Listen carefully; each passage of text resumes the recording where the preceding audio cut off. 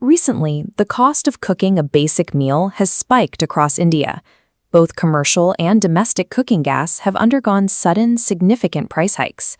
These gas cylinders represent a rising financial burden for millions of households. These price spikes are the direct result of a bottleneck forming thousands of miles away in the Middle East. The physical security of this distant saltwater corridor now directly influences the cost of a home-cooked meal. Around 80 to 90% of all international trade travels by sea, moving through a handful of critical passages. The Strait of Hormuz is the most vital of them all. This map illustrates the concentration of energy flows. Every day, 17 to 20 million barrels of oil, 20% of the world's supply, and 20% of global liquefied natural gas compress into this single point. For decades, Hormuz functioned as an open global highway. Recent war tensions have shifted its status. Ships are now finding themselves stranded in the Gulf, while others require military escorts to navigate the passage. Traffic has slowed as regional actors exercise selective control over who is permitted to pass. The strait has transitioned into a heavily monitored, militarized checkpoint. On a map, the strait spans 33 kilometers. For commercial shipping, that width is an illusion.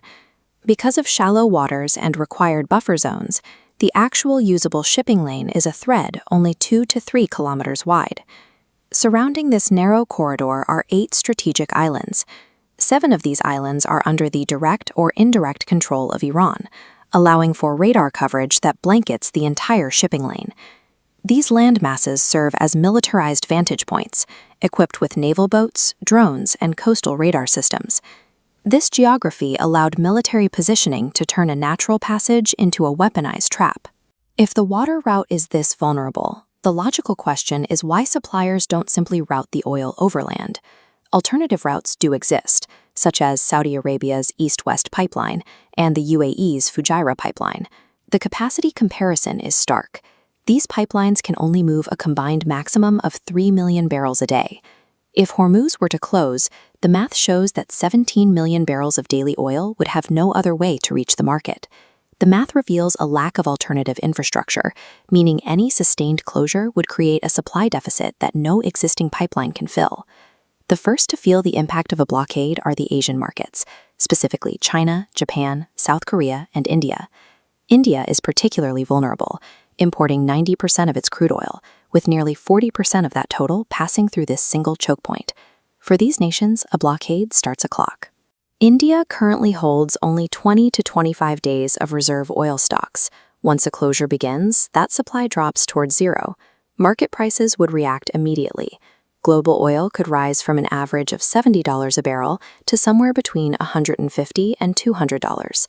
A local blockade would result in a global crisis, increasing the cost of transport, manufacturing, and basic survival necessities for billions of people.